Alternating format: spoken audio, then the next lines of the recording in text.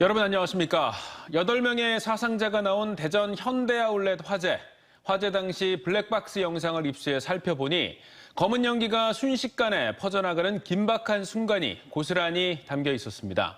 오늘 합동감식이 진행됐는데 최초 발화로 의심되는 화물차 근처에서 잔해물들이 수거됐습니다. 스프링클러 등 소방시설이 제대로 작동했는지는 아직 조사가 더 필요한 상황이라 중대재해처벌법 적용 여부는 지켜봐야 할 것 같습니다. 양정진 기자입니다. 현대아울렛 지하주차장으로 내려가던 차량이 갑자기 멈춰섭니다. 주차장 멀리서 불길이 무섭게 치솟습니다. 이상함을 느끼고 긴급히 후진하는데 자욱한 검은 연기가 순식간에 시야를 가립니다. 7명이 숨지고 1명이 중상을 입은 대전 현대아울렛 화재 당시의 블랙박스 영상입니다. 최초 발화 지점인 지하주차장입니다. 불이 난 지 하루가 지난 지금 지하주차장 내부는 새까맣게 그을렸고 외부 곳곳에도 불길의 흔적이 가득합니다. 실종자 수색이 모두 마무리되고 화재 원인 규명을 위한 합동감식이 시작됐습니다. 경찰과 국과수 등 40여 명의 감식반은 발화 지점으로 의심되는 화물차와 그 주변을 먼저 살폈는데 해당 차량이 전기차가 아닌 데다 발화 지점 근처에 충전소가 없어 전기차 화재 가능성은 일축했습니다. 다만 주변에 콘센트 등 전기 시설은 있던 것으로 알려졌습니다. 경찰은 CCTV를 통해 화물차와 적재물 사이에서 불꽃이 튀는 것을 확인해 화물차를 중점으로 감식을 시작했습니다. 지게차를 동원해서 그 최초 발화로 의심되는 차량에 그 바퀴를 들어 올려서 그 바퀴 밑에 떨어진 그 잔해물을 수거했고 또 그 주변을 다시 또 한번 봤습니다. 스프링클러나 옥내 소화전 등 소방시설이 정상적으로 작동했는지도 아직 확실치 않습니다. 화재 당시 일부 화면에 스프링클러가 보이지 않은 반면 바닥에 물이 있었다는 얘기도 있어 확인이 더 필요합니다. 소방당국이 석 달 전에 지적한 지하층의 화재 감지기 전선 불량 등 24건의 보안 사항이 지켜졌는지도 살펴볼 부분입니다. 고용노동부도 이번 화재가 중대재해처벌법 위반인지 조사하고 있습니다. 화재 예방 기준을 위반한 증거가 나와 중대재해처벌법 수사 대상이 되면 국내 유통업계로선 첫 사례가 됩니다. 대부분이 일하다가 그 사고를 당하신 분들일 텐데 산업안전보건이라든가 중대재해 관련돼서 저희들이 들여다볼 것이 있는지 살펴봐야 되겠죠. 합동감식반은 정확한 화재 원인을 찾기 위해 계속 추가 감식을 벌일 예정입니다. TJB 양정진입니다. 대전 현대아울렛에서 발생한 화마에 변을 당한 희생자들의 빈소가 차려지면서 안타까운 사연들이 전해지고 있습니다.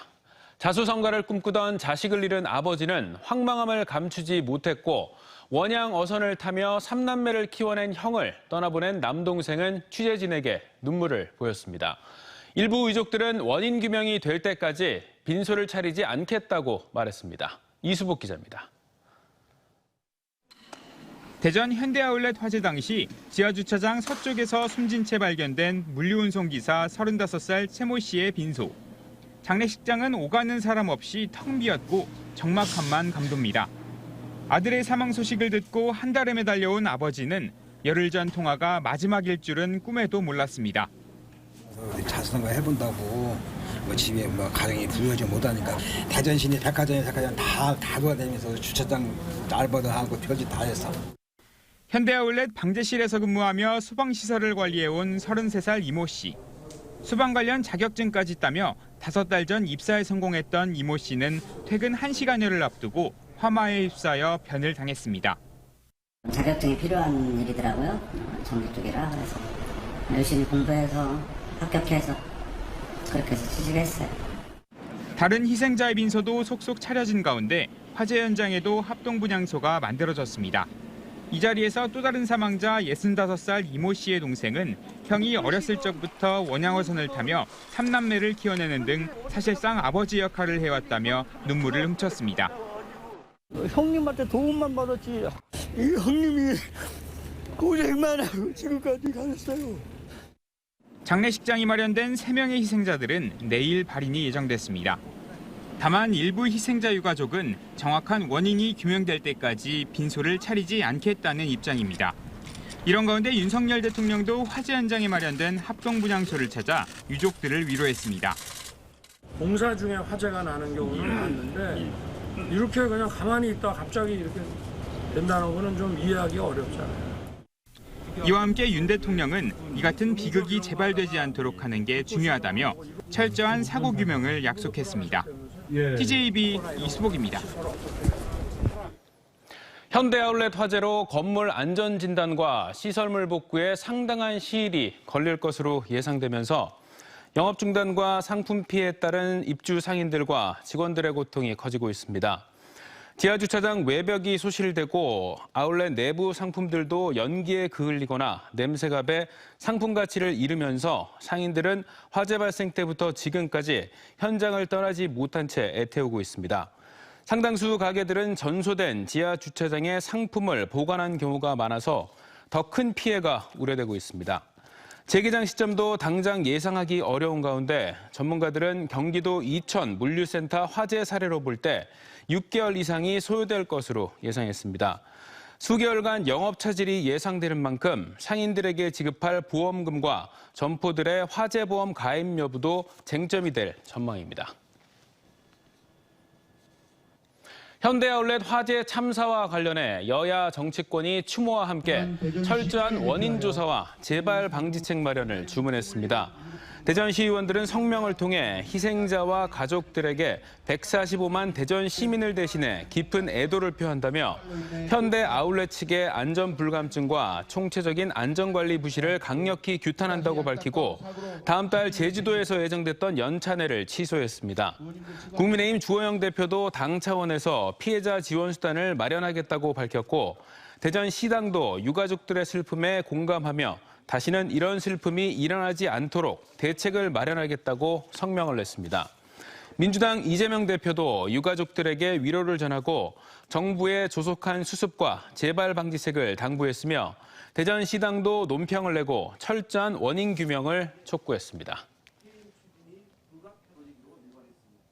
이별을 통보한 전 여자친구를 살해한 혐의로 중형을 선고받은 조현진의 형량이 항소심에서 가중됐습니다. 대전고법 제3형사부 정재호 부장판사는 지난 1월 천안에서 이별을 통보한 전 여자친구의 집을 찾아가 흉기로 살해한 조현진에게 징역 23년형을 선고한 원심을 깨고 징역 30년을 선고했습니다. 재판부는 사건 현장에 있던 피해자의 어머니가 극심한 고통을 느꼈을 것으로 보인다며 조 씨가 제출한 반성문에 피해 여성을 탓하는 내용이 담겨 있는 데다 범행 후 피해자의 생명을 살리기 위한 어떠한 조치도 하지 않는 등 사이코패스 감정 결과도 감안했다고 판시했습니다.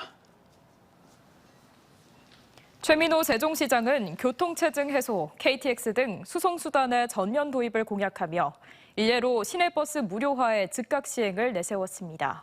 하지만 어찌된 일인지 취임한 지 석 달이 지나도록 핵심 공약인 교통정책은 감감무소식입니다. 그 속사정을 김세범 기자가 취재했습니다. 세종시는 대중교통도시로 설계됐지만 정작 승용차가 급증해 주차난과 교통체증이 큰 골치입니다.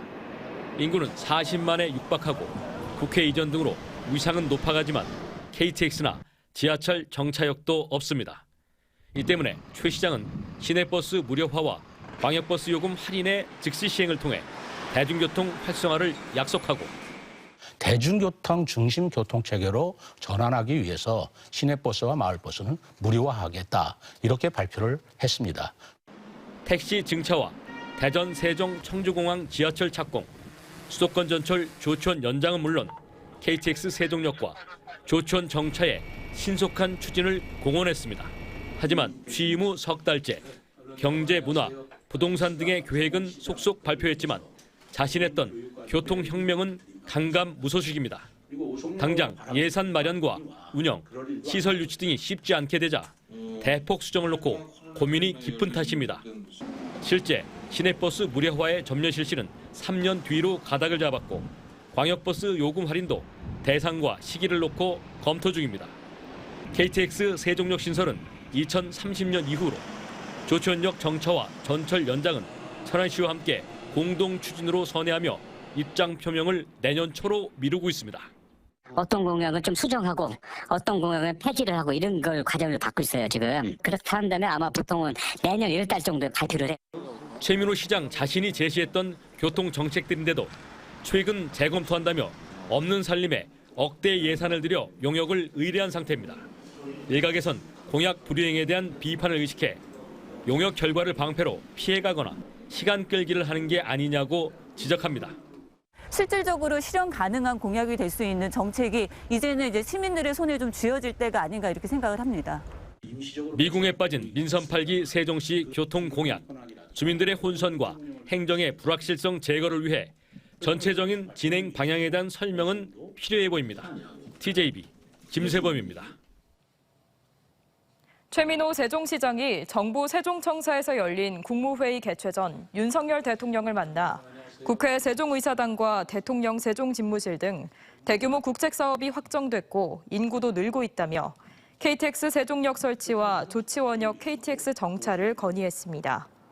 이와 함께 최 시장은 자치분권위원회와 균형발전위원회를 통합해 대통령 직속으로 신설 예정인 지방시대위원회 세종시 설치도 함께 건의했습니다.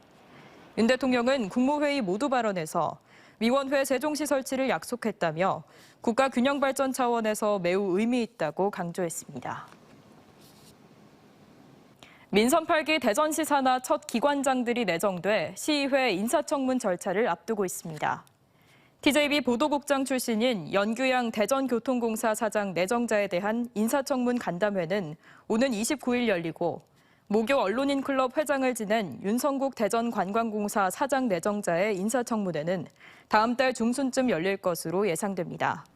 대전시는 두 사람 모두 언론인 출신인 만큼 폭넓은 시각과 융복합 역량을 갖췄다고 밝혔으며 인사청문 간담회에서는 업무 수행 능력이 검증이 주된 쟁점이 될 전망입니다. 한편 대전도시공사 사장직은 적임자가 없어 재공모 절차에 들어가 오는 11월까지 사장 대행 체제가 이어질 것으로 예상됩니다. 산림의 공익 기능에도 불구하고 임업인들은 농어업과는 달리 직불금 대상에서 제외돼 형평성 논란이 제기돼 왔습니다. 올해 11월부터 임업직불금이 첫 지급되는데 이를 통해 농어가에 비해 상대적으로 낮은 임업가구 소득을 보전하고 산림의 공익가치 증진에도 도움이 될 것으로 기대됩니다. 김건교 기자입니다. 나지막한 야산과 밭을 끼고 있는 논산 양촌의 감나무 단지. 같은 농민이 같은 나무를 심어도 밭에 심은 건 농업 직불금 지급 대상이고 산에 심은 건 직불금을 받을 수 없습니다. 당연히 형평성 논란이 제기돼 왔는데 이런 임업인들의 묵은 수건이 풀립니다. 산림청이 올해 임업 직불금 제도를 도입해서 11월부터 임산물을 생산하거나 나무를 심고 가꾸는 육림업 종사자들을 대상으로 일정 소득을 지원해주는 직불금을 지급합니다. 첫 해 512억 원의 예산을 가지고 2만 8천 명에게 1인당 평균 167만 원을 지원합니다. 지난해 기준 가구당 연평균 임가 소득이 3,800만 원으로 농가의 79%, 어가의 73% 수준에 그치고 있는 상황에서 임가 소득 보전과 산림 자원 관리에 큰 보탬이 될 것으로 기대됩니다. 이렇게 되면은 그 임업인들의 소득이 평균 연간 한 4.5% 증대되는 걸로 되어 있고요. 그리고 산림의 공익적 가치도 대폭 증대되리라고 저희 생각이 됩니다.